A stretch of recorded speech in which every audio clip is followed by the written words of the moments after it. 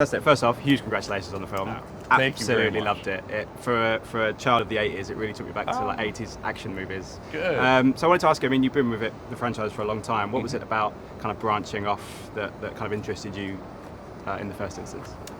Well, for me, a couple of things. Is when you do the Fast films, we have a very large ensemble cast, which is great. That allows you certain things that other films won't.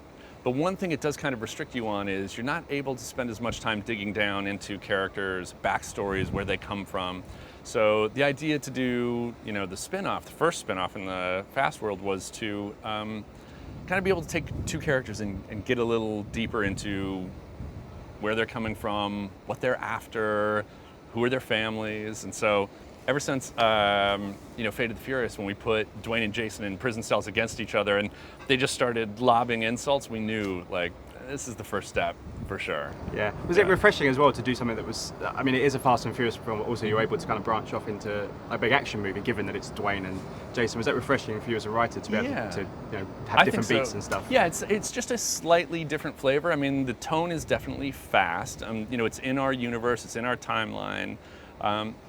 But one of the beautiful things about bringing in David Leitch is who did Deadpool 2, he has a very good sense of comedy. And just, again, putting, Dwayne and Jason, in so many scenes where they are just at each other's throats and they would love nothing better than just to walk away from each other and solve the movie their own way.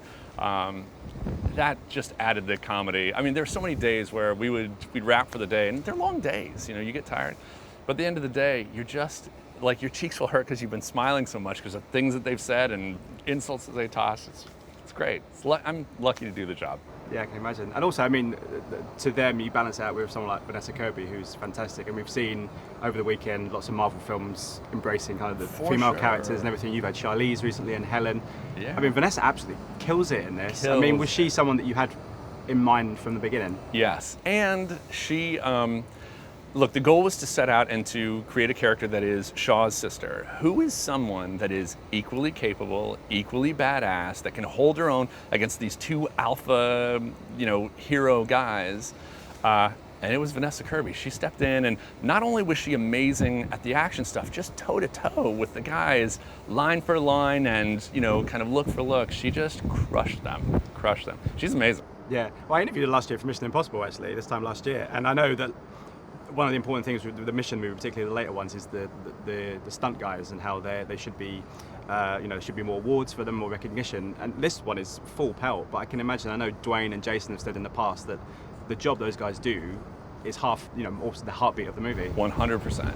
100%. It's pretty full on this one as well. It is. They really kill it in this, don't they? Yeah. I mean, when you look at the stunt sequences, just the fights alone are pretty incredible. But then you get the Peterbilt truck against the helicopter and the linked trucks and cliff edge, and you're like, yeah, these guys are earning their money for sure. Yeah, we're really lucky to work with the best crews in the business. Yeah, and obviously Fast 9 is happening now. Correct. Have they given you any indication of whether Hobbs and Shaw, if it's successful and people embrace it in the same way, that you might be able to do another one, or any other spin-offs that might? Yeah, I think it's the same rules that we have always worked with and operated with Fast, which is we do the best job, we're collaborative, best idea always wins, fight for the audience, and then if they respond to it and like it, we have other stories and we'd love to dig in. We're prepared, but we always leave it up to them, and we hope they embrace it because we have some really fun ideas. Yeah. Do you guys look at, just as a final question, look at kind of, I know people have said in the past, or this year particularly with the box office slightly been down, but then there's Marvel doing amazing stuff. Are you hopeful that this finds a similar audience to Fast, but also finds maybe a new audience that if they didn't like fast cars would embrace a kind of full-on action movie? For sure, and I think that trend has also been consistent with the Fast franchise as well. We're always growing and evolving into a heist sort of film, and now we have a little sci-fi, a little superhero in here, specifically designed because we have these two alpha guys that need someone to beat them down badly. Thus we went a little bit, sci-tech in here.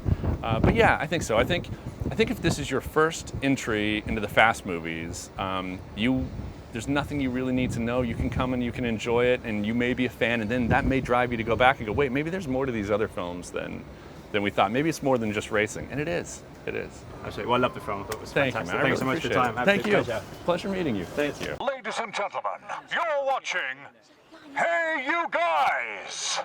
Hey You Guys, huh? Hey, you guys. Is that from the Goonies? It is indeed, yes. Nice. Hey,